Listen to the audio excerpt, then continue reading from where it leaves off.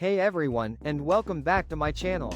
Today, we're diving into a fun and colorful project: yarn dyeing. I'll be showing you how I dyed my own yarn at home using a simple and accessible method: food coloring. Now, you can totally use professional acid dyes for yarn dyeing, which give you a wider range of colors and generally more vibrant results. But, for this DIY project, we're keeping it simple and using what most of us already have in our kitchens: food coloring.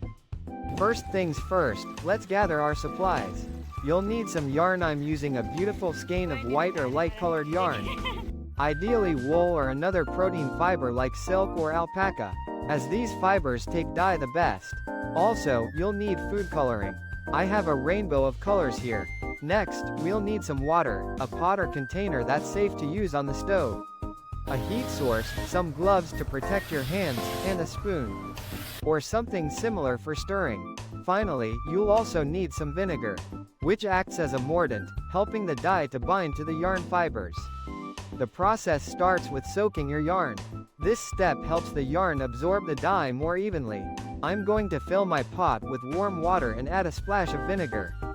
Gently submerge your yarn in the water and let it soak for about 30 minutes. Make sure the yarn is completely saturated. Once your yarn has soaked, it's time to apply the color. There are a couple of ways you can do this.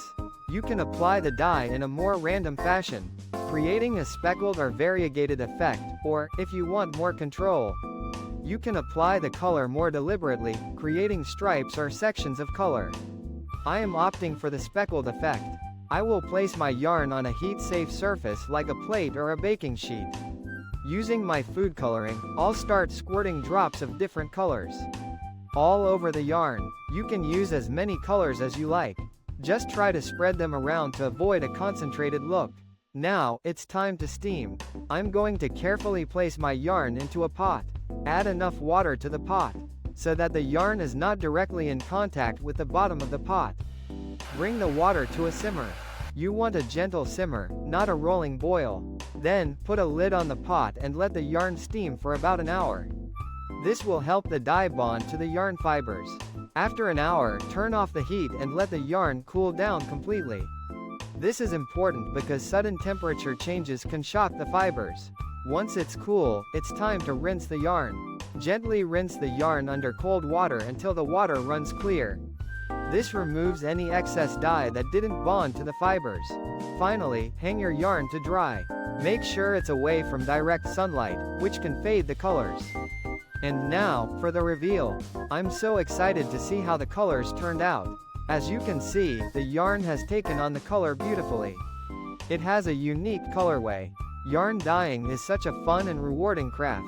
You can experiment with different color combinations and techniques to create endless possibilities. I hope you enjoyed this tutorial. If you have any questions, feel free to leave them in the comments below. And don't forget to like and subscribe for more craft projects. Thanks for watching.